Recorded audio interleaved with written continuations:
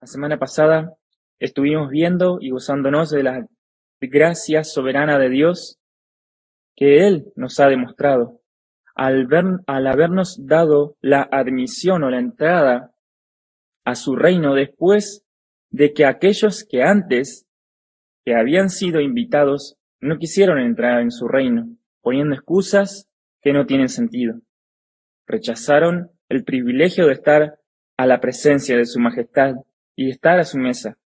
Cambiaron el deleite del reino de los cielos por cosas terrenales que perecen con el tiempo. Pero para los pobres, los mancos, los cojos, los ciegos, a los que estaban por los caminos y por los vallados, aquellos que no pueden sustentarse por sus propios medios, sino que son totalmente dependientes de otro, a los extranjeros que han sido excluidos de su tierra, los marginados, a estos ha hecho llamar el rey y los ha sentado a su mesa en el lugar de más alto honor, en su compañía, para que puedan disfrutar no solo del banquete, sino también de su comunión. Todo esto es muy bello, suena muy bien, pero en esta sección el maestro, al mismo tiempo que nos extiende la invitación a su reino, también en su bondad, nos brinda una porción de realidad. El Señor Jesucristo nos muestra el ya, pero todavía no. Ya hemos sido hechos participantes de su reino, pero todavía estamos en esta tierra. Estamos transitando nuestro peregrinaje a la ciudad celestial.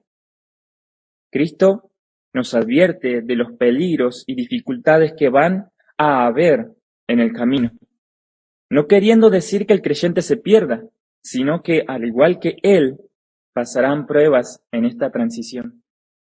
Para demostrar esto, el maestro utiliza dos ilustraciones, pero antes de ir a desarrollar estas imágenes, como siempre, tenemos que ver el hilo de lo que Jesús está diciendo.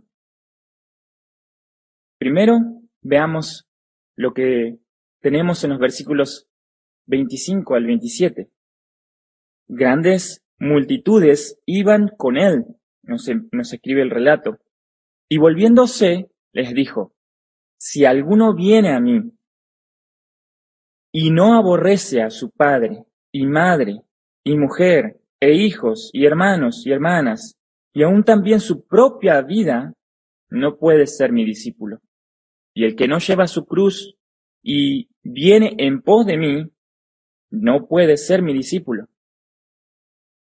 Palabras similares el evangelista Lucas también las dijo en el capítulo 9, versículo 27, pero añadió que todos aquellos que le siguen debían tomar su cruz cada día, todos los días.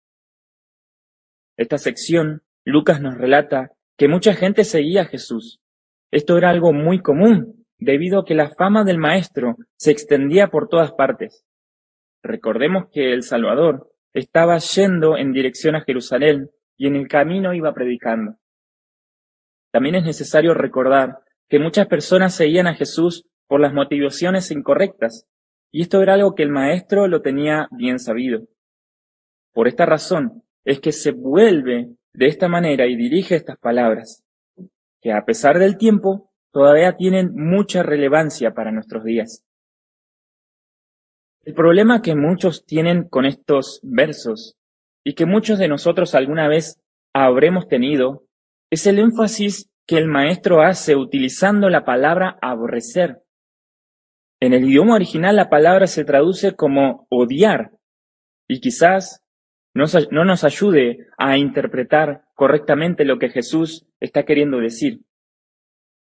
Es más, alguno podría alegar y confundirse interpretando que el maestro se está contradiciendo a sí mismo, porque en otra ocasión él mismo enseñó que hay que amar a los enemigos, honrar a los padres. El Nuevo Testamento enseña que debemos amar a nuestras esposas como Cristo amó a la iglesia y se dio a sí mismo por ella para santificarla. Todo esto suena como si el Salvador se estuviera negando algo que ya había, como si él estuviera negando algo que ya había enseñado. Pero no es así. Y para ello, analicemos un poco más a fondo en las Escrituras. Los diccionarios de léxicos griegos y español explican lo siguiente. Vine, por ejemplo, dice que odiar o aborrecer se usan especialmente de la preferencia relativa de una cosa por encima de otra, mediante la expresión de menosprecio. El compendio del Diccionario Teológico del Nuevo Testamento dice que esta palabra se usa para dice que para ser un verdadero discípulo en cuanto a odiar a todos los demás por causa de Jesús, se trata de un compromiso total que da a Cristo la prioridad absoluta. Teniendo esto en mente, ayudémonos de otros hermanos mejor capacitados en esta área que nos ayuden en la comprensión. El hermano William Barclay, acorde a estas definiciones, dice: el lenguaje oriental es siempre tan pictórico y vivo como la mentalidad oriental. Cuando Jesús nos dice que tenemos que aborrecer a nuestros seres más queridos, quiere decir que ningún amor de este mundo puede compararse con el amor que le debemos tener a Él. Otro hermano afirma lo siguiente: la palabra odiar no es más que un semitismo para indicar amar menos. Cristo aparece aquí poniéndose en una esfera superior al amor de los padres. Nada hay superior, por la ley natural, para un hijo que el amor a los padres. Sobre ellos solo se encuentra Dios. Con esta exigencia, Cristo se sitúa en una esfera trascendente, por encima. Veamos algunos ejemplos de la Biblia. Por ejemplo, Génesis 29:31 dice que Jehová vio que Lea era aborrecida. La explicación de aborrecer se da en el contexto inmediato en el versículo 30. Jacob amaba a Raquel más que a Lea. En otras palabras, amaba a Lea menos que a Raquel. Fue en ese sentido que él aborrecía a Lea. En Mateo capítulo 6, versículo 24, vemos el paralelo de estas mismas palabras del Maestro. Y dicen lo siguiente: ninguno puede servir a dos señores, porque o aborrecerá al uno y amará al otro, o estimará al uno y menospreciará al otro. No podéis servir a Dios y a las riquezas. Juan, capítulo 12, versículo 25, dice: el que ama su vida, la perderá, y el que aborrece su vida en este mundo para vida eterna, la guardará. Ahora sí, veamos el paralelo de estas palabras en Mateo capítulo 10, versículo 37. Y el Maestro en esta ocasión, según Mateo, dice lo siguiente: el que ama a padre o madre más que a mí, no es digno de mí. Y el que ama a hijo o hija más que a mí, no es digno de mí. Esta porción es la misma que Lucas, pero nótese la frase que traduce más que a mí. El teólogo William Hendrickson explica: lo que el Salvador demanda en Lucas 14, 26 y otros pasajes es la devoción completa, el tipo de lealtad que es tan verdadera e irreducible que cualquier otro afecto, aún el afecto hacia la vida misma de uno, debe estar sujeto a ella. Cuando un extranjero quiere hacerse ciudadano de otro país, debe renunciar lealtad a su tierra natal y debe jurar lealtad al país que ha elegido. Esto no significa que no pueda seguir teniendo un alto concepto de la nación a la cual dijo adiós, pero sí significa que ahora debe servir a la nación que lo ha acogido.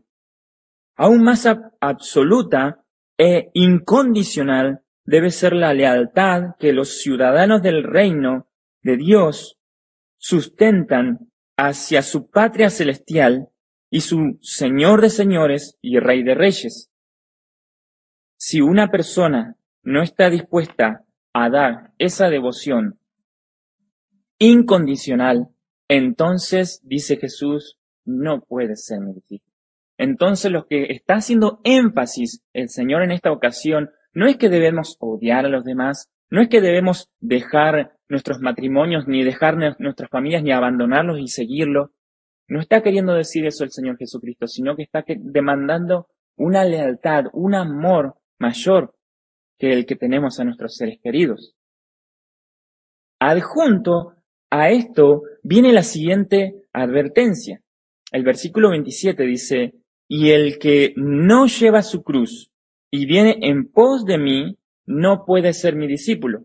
Como les comentaba hace un momento en el capítulo 9, el mismo Lucas, tomando las palabras que el Señor Jesús dijo en esta ocasión, las repitió anteriormente, pero añadió que la cruz debe llevarse todos los días. Para graficar estas actitudes, el maestro pasa a la siguiente ilustración, y esta lleva como título, como vimos al principio, el constructor imprudente. En los versículos 28 al 30 dice lo siguiente, porque, a raíz de todo esto, ¿quién de vosotros, queriendo edificar una torre, no se sienta primero a calcular los gastos, a ver si tiene lo que necesita para acabarla?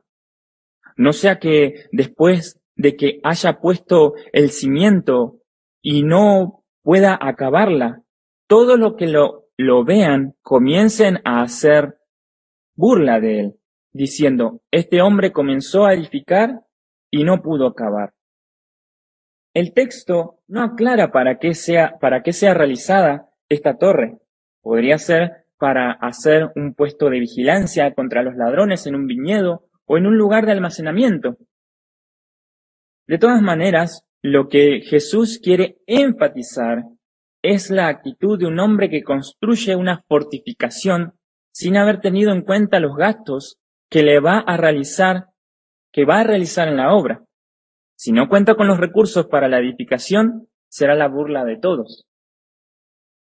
Y en esto ustedes pueden ver la conexión que se encuentra con lo que Jesús viene demandando. Acabamos de mencionar que Jesús viene demandando lealtad. Al igual que este hombre que se propuso a sí mismo construir algo, debe llevarlo a cabo, lo mismo deben hacer los seguidores de Cristo, como en una construcción. Y esta porción me hacía recordar cuando en la charla que tienen Dios con Moisés, cuando el pueblo se había rebelado, Dios le dice a Moisés, déjame destruir a este pueblo que es rebelde y pecador, y yo haré de ti una nación. Y Moisés, intercediendo por el pueblo, él le dice, mi Señor, no haga así. Estoy parafraseando. Ustedes pueden verlo después en sus Biblias. Pero él les dice algo muy semejante a lo que el maestro está hablando en esta ocasión. Él le dice, no haga así, mi Señor. Porque ¿qué van a decir las otras naciones? Miren cómo Dios los sacó de la esclavitud de Egipto de una forma poderosa y ahora no pudo acabar la obra que empezó. No pudo llevarlos a la tierra que le había prometido. Moisés estaba apelando de la misma forma. Obviamente que Dios iba a hacer su obra, pero también estaba probando allí a Moisés. También en esta ilustración me viene a la mente el relato de Juan Bunyan en El progreso del peregrino. Él grafica muy bien ese relato allí. Él cuenta que en el momento que Cristiano sale corriendo de la ciudad de destrucción, le sale el encuentro obstinado y flexible para detenerlo y devolverlo a la cordura, según ellos. A todo esto flexible toman la decisión de acompañar a Cristiano en su travesía.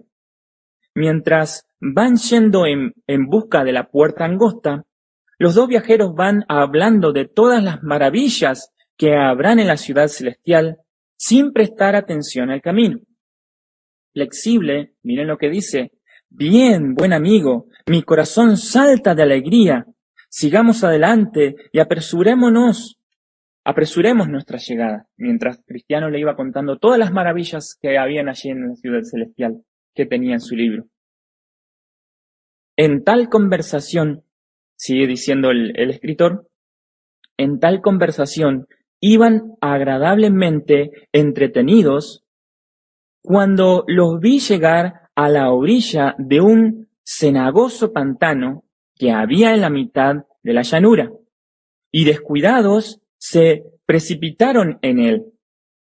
Se llamaba el pantano del desaliento. Pobres, los vi revolcarse en su fango, llenándose de inmundicia, y Cristiano, por su parte, hundiéndose en el cieno a causa de su pesada carga. ¿Dónde nos hemos metido?, exclamó Flexible. No lo sé, respondió Cristiano. ¿Es esta, respondió aquel muy enfadado, la dicha que hace poco a tú me ponderaste tanto? Si tan malo pasamos al principio de nuestro viaje, ¿qué nos puede esperar antes de conseguirlo? Salga yo bien de esta, y podrás tú gozar solo la plena posesión del país tan magnífico. Hizo después un supremo esfuerzo, y de 2 o 3 saltos se puso en la orilla que estaba más inmediata a su casa. Se marchó, y Cristiano no le volvió a ver más. El escritor sigue diciendo: después de esto vi que, habiendo llegado Flexible a su casa, sus vecinos fueron a tropel a visitarle. Unos alababan su prudencia porque se había retirado a tiempo de la empresa. Otros le censuraban porque se había dejado engañar de Cristiano. Y algunos le calificaban de cobarde porque, puesto una vez su pie en el camino, algunas pequeñas dificultades no debieran haber sido bastante para hacerle retroceder. Flexible se sintió abatido y avergonzado. Si bien este no es todo el relato, ustedes también lo pueden ver, tienen acceso a este cuento, a este relato, pero Cristiano, no se preocupen, aquellos que no saben la historia, es rescatado por auxilio y sigue su camino y halla la puerta estrecha. Pero este hombre ilustra muy bien lo que Jesús está queriendo decir en esta ocasión a través de esta parábola. El que comienza su camino no debe volverse atrás por las dificultades, lo mismo que el constructor imprudente, que no calcula los costos antes de empezar la obra.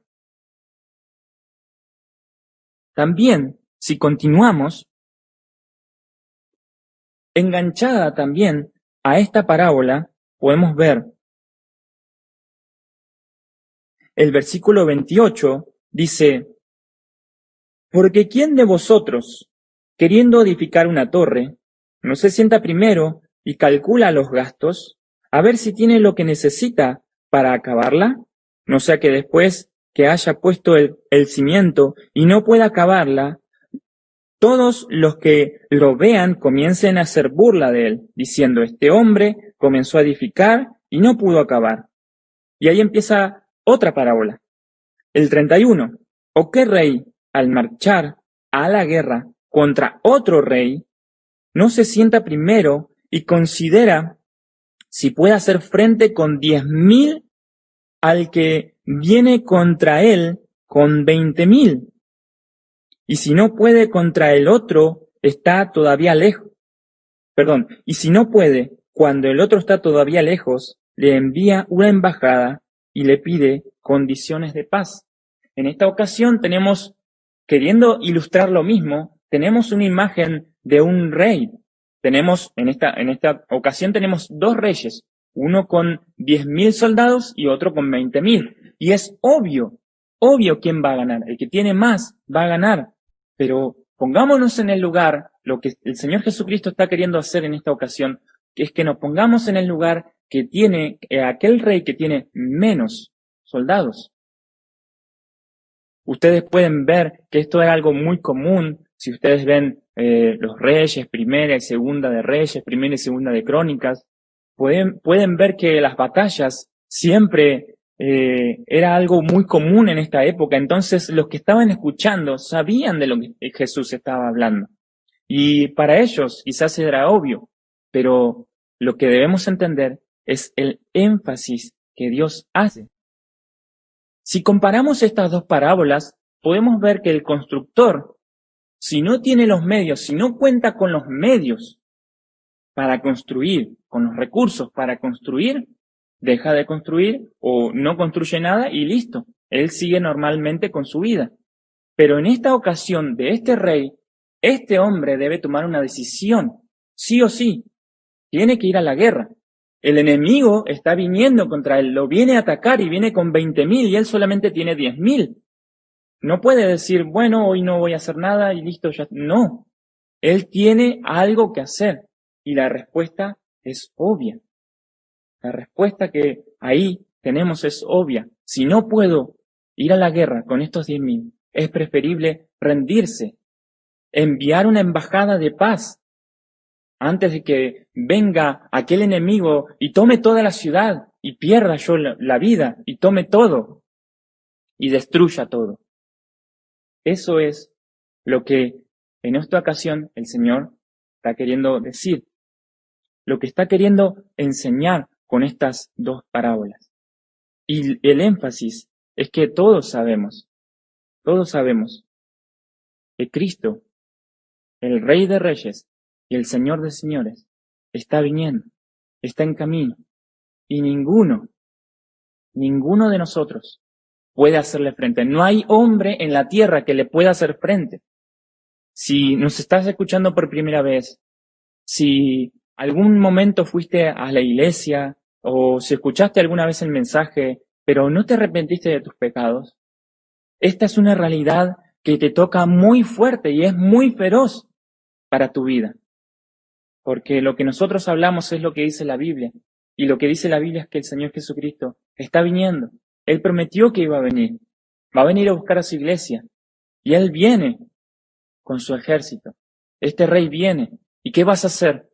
Si no contás con los medios, si no contás con los recursos, ¿le vas a hacer frente? ¿Te vas a enfrentar a este rey? Desde ya te digo que no vas a vencer. Esa es la realidad que te toca escuchar en este día. Y eso es lo que Jesús dice.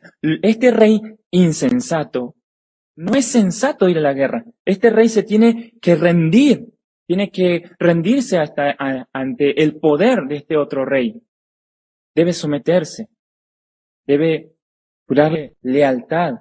Y eso es lo que, la imagen que Jesús quiere, que nosotros le seamos leales a Él.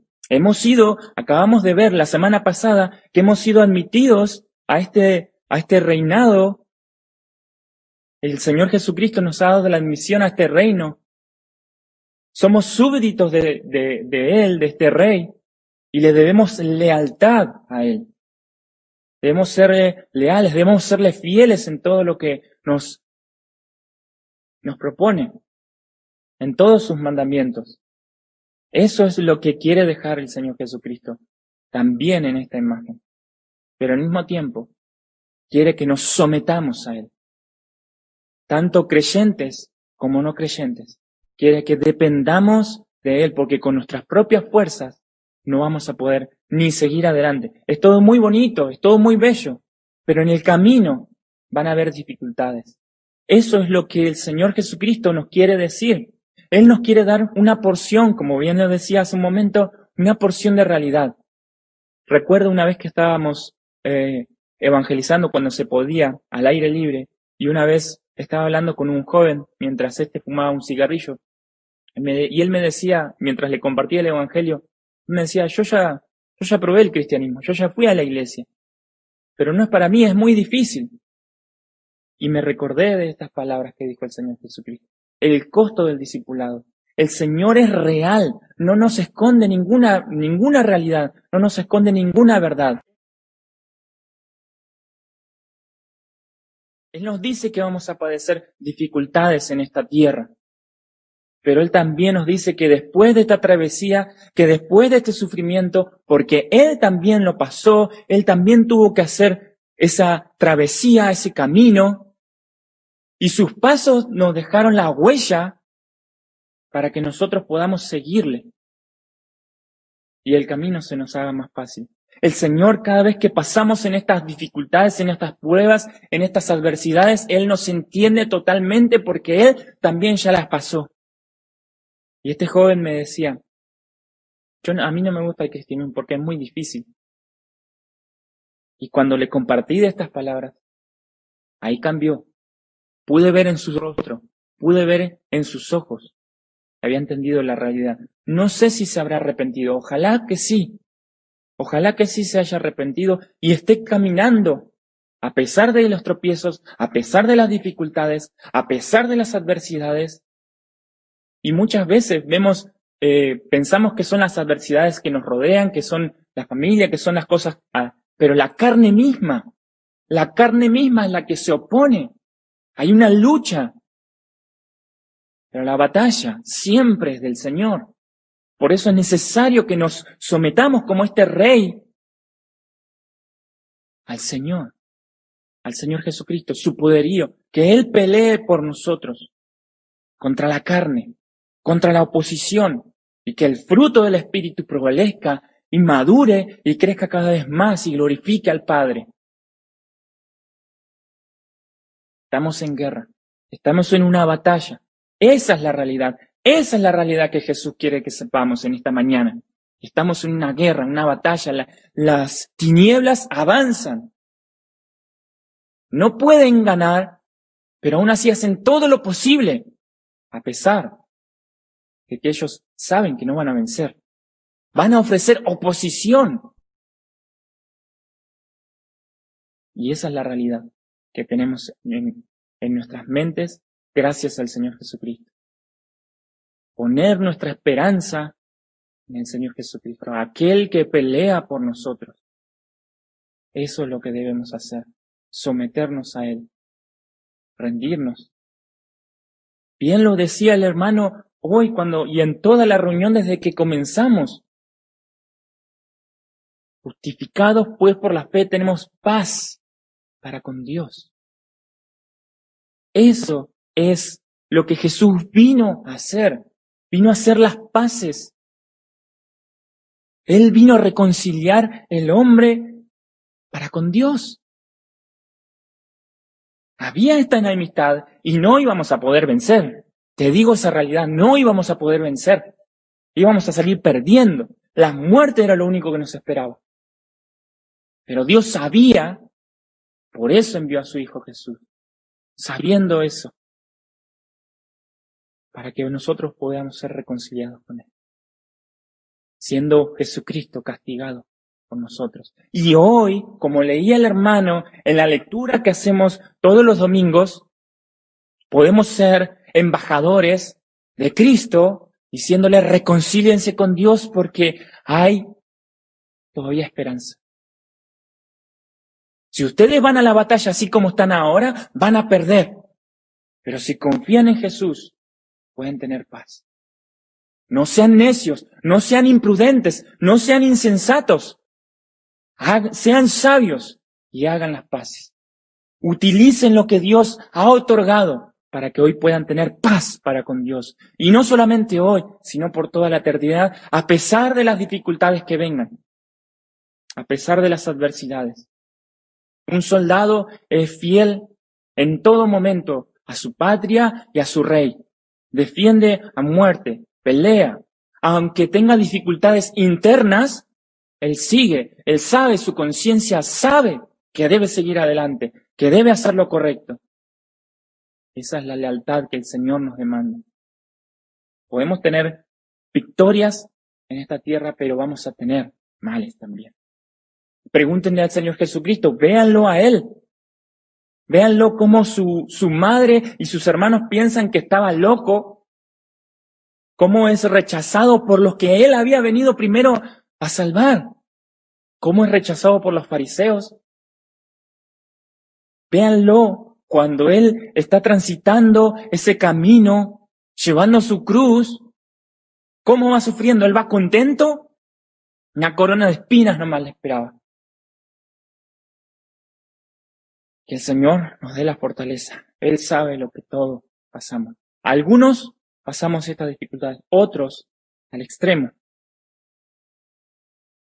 También, enganchado a esto, tenemos los versículos 34 al 35.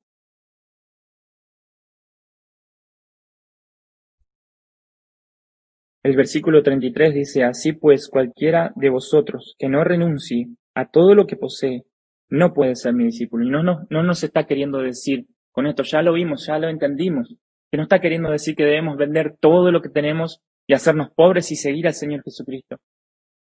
Sino que el primer lugar, la lealtad que nosotros debemos, nuestro corazón, es a Cristo, no a las cosas de este mundo.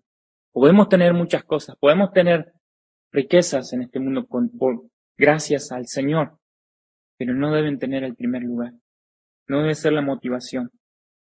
Conectado a esto, pareciera que no tuviera nada que ver con ninguna relación con lo que viene hablando el maestro, pero sí tiene toda la relación. Él dice, buena es la sal, mas si la sal se hiciere insípida, ¿con qué se sazonará? Ni para la tierra, ni para el muladar es útil, la arrojan fuera. El que tiene oídos para oír, que oiga. Cuando la sal se vuelve totalmente inútil, no sirve ni siquiera para nutrir la tierra con ese mineral que tiene para que las plantas puedan tener esa vitalidad, para que puedan crecer esos nutrientes. No sirve ni para eso, ni siquiera para limpiar los establos de los animales, donde ensucian todo. No sirve ni para eso.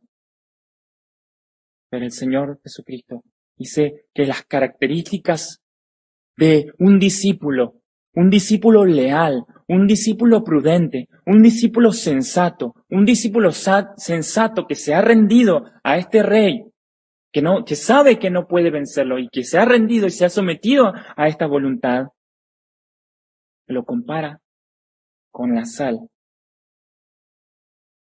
Alguien enseña, un hermano enseña, hablando de la sal.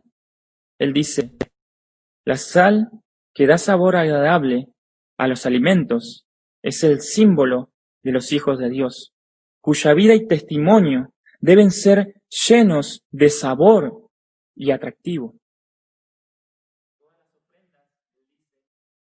Todas las ofrendas de Levítico, imagen de la ofrenda de Cristo, debían ser presentadas con sal, que era señal del pacto con Dios.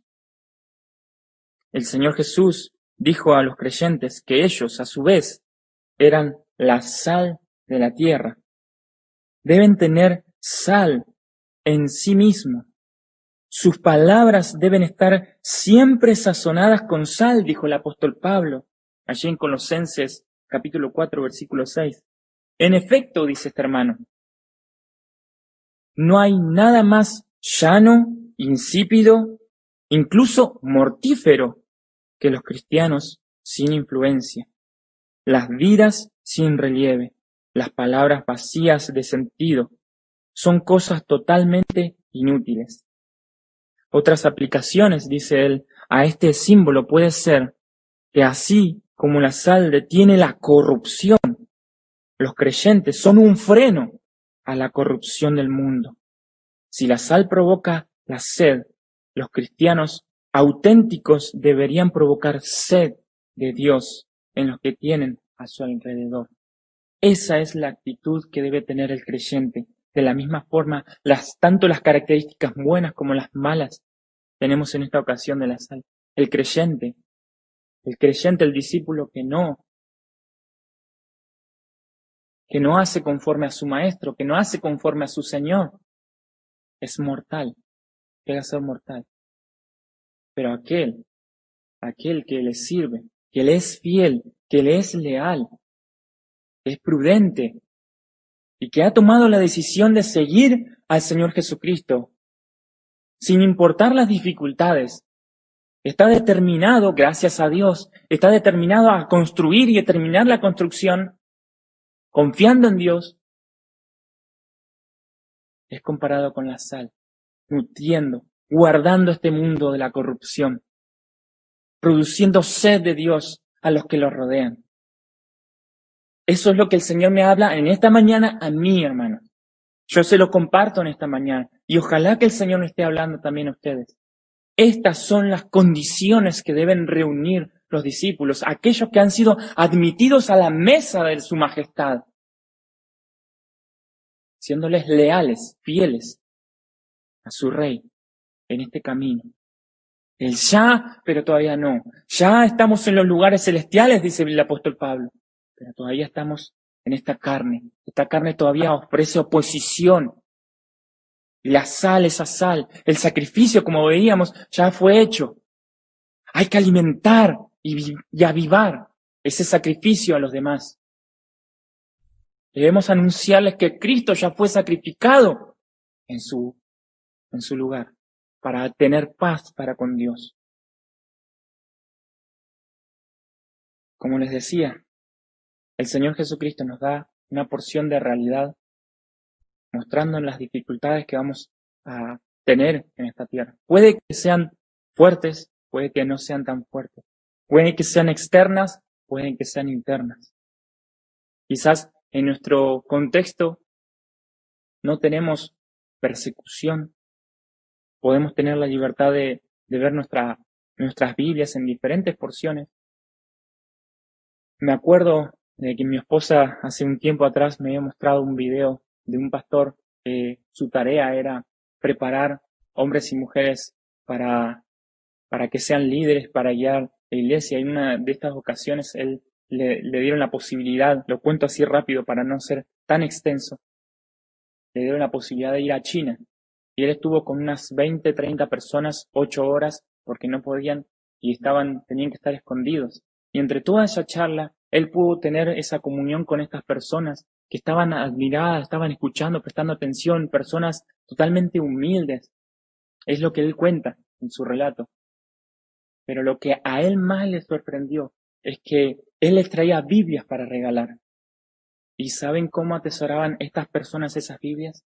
Y cuando él le pregunta, ellos le dicen que los policías no les dejan tener la Biblia. Los policías se las sacan.